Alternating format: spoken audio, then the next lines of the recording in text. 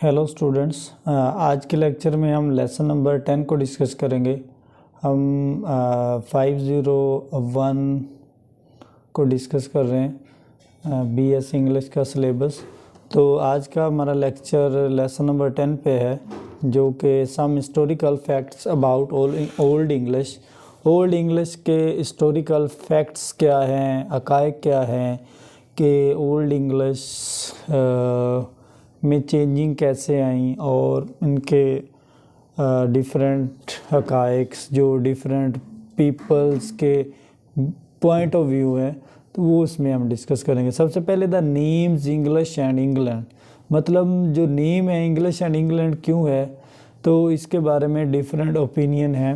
कहते the Celts call their Germanic enquired section indiscriminately probably because they had their first contact with Germanic people।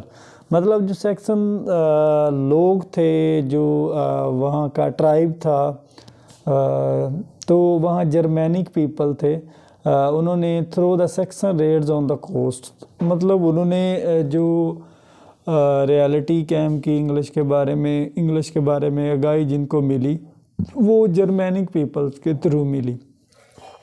Early Latin writer following Celtic usage generally call the Germanic inhabitants of England section।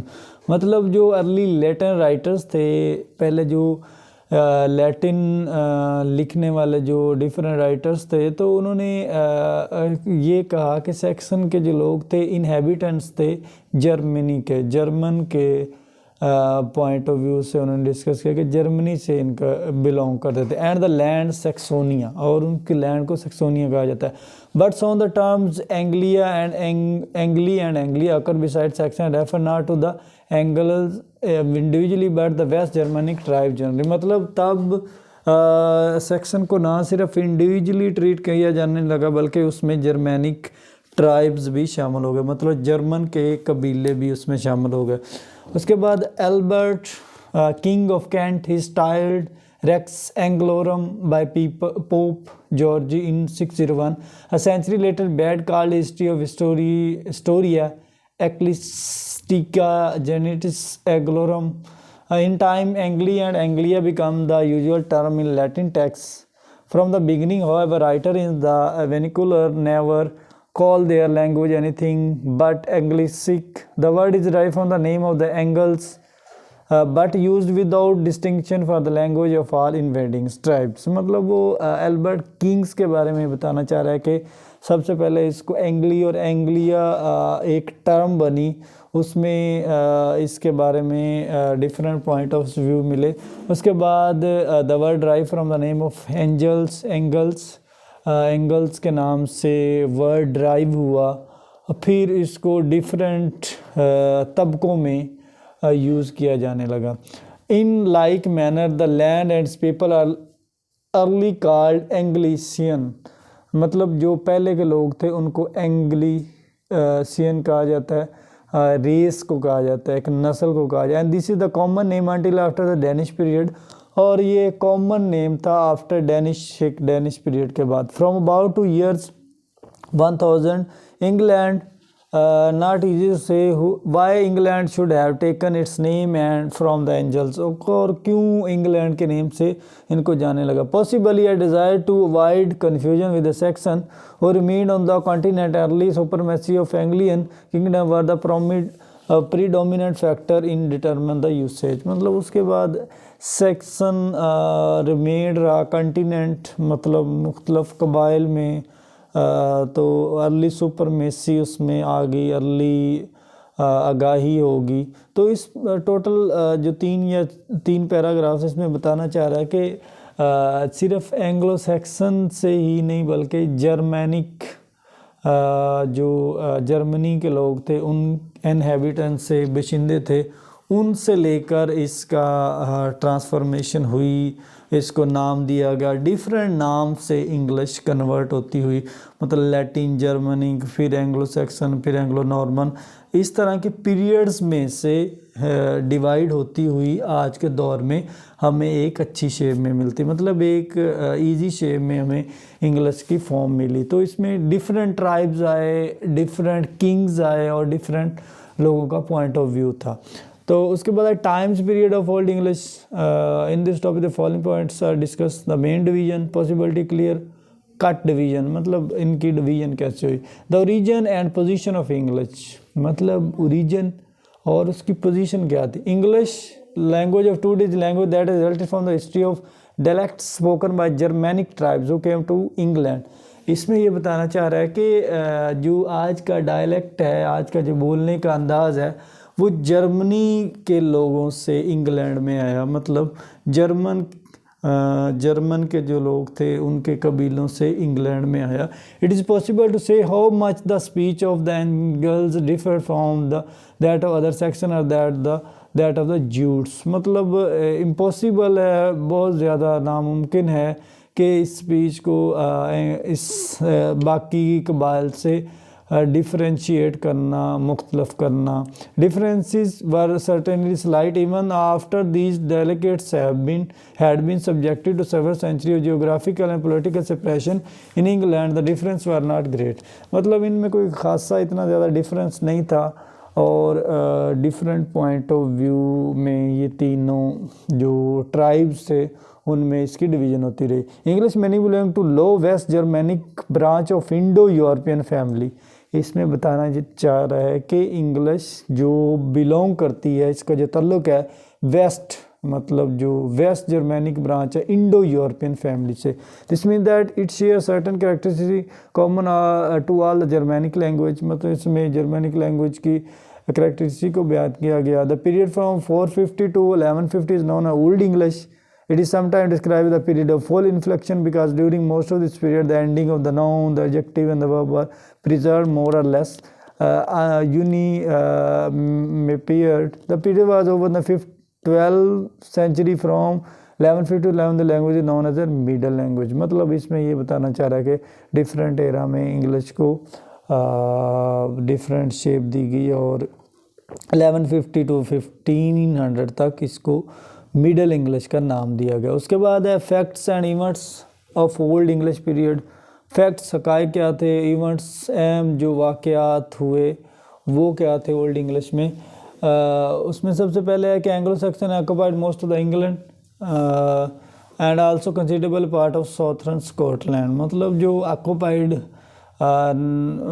किया England में Anglo Saxon ने और उसमें Scotland भी साथ। Wales remained a British strong hold. Anglo Saxon and Britain debates continent as the exact nature of Anglo Saxon settlement. Germanic language incomer become the dominant one and there are a few traces of select influence on old English।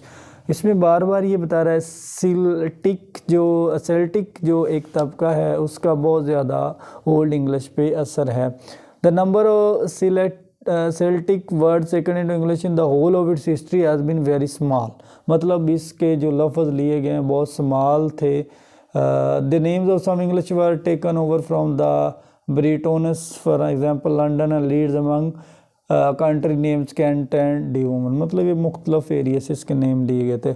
These few Celtic words in Old English were merely in drop in the occasion. Even the English places names were Old English left its biggest mark. Celtic forms are far outnumbered by English ones and only in area where Anglo-Saxon penetrated late. Celtic names are common for villages. There are any enormous number of place names element of English diversion, मतलब इसमें different names आए, different shapes आए।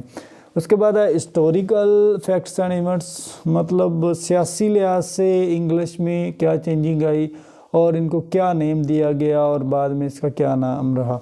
Historically देखते हैं तो the failure of old British to influence old English to any great extent does not mean that the Britain were are killed and driven out, मतलब ये नहीं कहा जा सकता कि जब ब्रिटिश का इन्फ्लुएंस हुआ ओल्ड इंग्लिश पे तो ब्रिटेन तमाम के तमाम इसकी रवायात को नहीं लेके गए, There is in fact evidence that a considerable number of Britons lived among the Anglo-Saxon, but their language quite possibly had no prestige compared with that of the Anglo-Saxon. Whether or not the prestige associated with the language of political elite would have been sufficient in itself.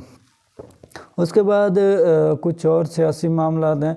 The old English word Wealh which originally meant foreigner, मतलब इसका ये मतलब है कि foreigner. Same usually to have been used to mean Briton Welshman, but is also used to mean servant, slave. In some extent that's illustrated both among the Anglo-Saxon and their lost states. मतलब ये दो words name new आ गए इसको में political लिहाज से इनको old English को ये नाम दिया गया. उसके बाद इन अर्ली डेज उसके बाद middle sexist and sexist were the name of east middle and south section. मतलब ये भी इसमें कुछ तबकों के बारे में बताया गया कि उनमें इनको ये डिफरेंट नाम दिया गया. उसके बाद 17वीं सेंचुरी में भी कुछ चेंजिंग हुई इस इंग्लिश में. तो ये सारी चीज़ें इसका पार्ट रही हैं.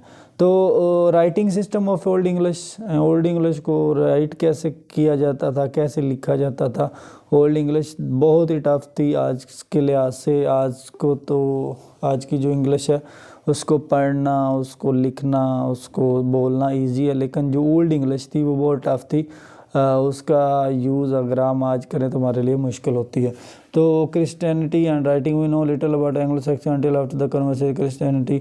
मतलब ये डिफरेंट किस्म के वर्ड्स दिए हुए हैं कि इससे पहले इस किस्म की इंग्लिश थी, इस किस्म के वर्ड्स इंग्लिश में बोले जाते थे और लिखे जाते थे क्रिश्चियनिटी में और मुख्तलिफ पॉइंट ऑफ व्यू से. तो इस टोटल पैराग्राफ में यही बताना चाह रहा है कि जो राइटिंग स्टाइल था ओल्ड इंग्लिश का वो टोटली डिफरेंट था मिडल इंग्लिश से, मॉडर्न इंग्लिश से.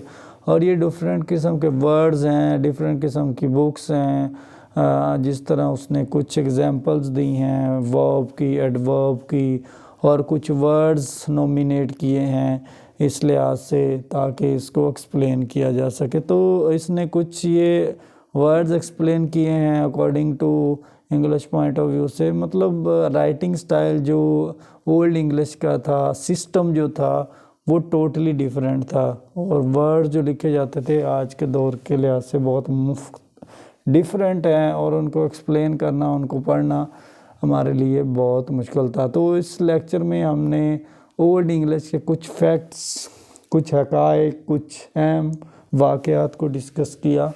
उनके राइटिंग स्टाइल को देखा कि ओल्ड इंग्लिश को राइट कैसे किया जाता था. उसके अलावा हमने पॉलिटिकली देखा कि पॉलिटिकली लिहाज से इंग्लिश को क्या क्या नाम दिए गए ब्रिटिश में, जर्मैनिक में, एंग्लो सैक्सन्स में, ज्यूट्स में. और उसके अलावा पीरियड में क्या फैक्ट्स थे और ओरिजिन इसकी कैसे हुई, कहाँ से स्टार्ट हुई और कैसे इंग्लिश आया कि इंग्लैंड में ही इसका आगाज़ हुआ या उसमें और भी तबके थे जिसमें हमने जर्मैनिक देखा, लैटिन का भी इसमें यूज़ है, जर्मनी का भी जर्मैनिक ब्रांच भी है. एक्चुअल में उसने कहा कि English belong to Germanic branch of Indo European family, मतलब इंडो यूरोपियन फैमिली से बिलोंग करती है. तो इन तमाम हक़ाइक़ से, इन तमाम चीज़ों से ये रिज़ल्ट निकलता है कि इंग्लिश जो है ये मतलब डिफरेंट फेजेस से गुज़रकर आज की इंग्लिश बनी. तो इससे पहले ये इंग्लिश टोटली डिफरेंट थी, और ये कहना मुश्किल होगा, ये कहना पॉसिबल नहीं होगा कि आज की इंग्लिश और ओल्ड इंग्लिश सेम है और इसमें कोई चेंजिंग नहीं है. तो इससे पहले जितनी भी लैंग्वेज थी इंग्लिश, ओल्ड इंग्लिश, उसको पढ़ना, लिखना, बोलना ये सारा डिफरेंट था और बहुत ही टफ थी, और डिफरेंट लेटर्स थे अल्फ़ाबेट्स से. वर्ब्स की बात करें तो डिफरेंट किस्म के वर्ड्स यूज़ किए जाते. तो आज के लेक्चर में हमने लेसन नंबर 10 को डिस्कस किया और उसमें different facts history of English को देखा.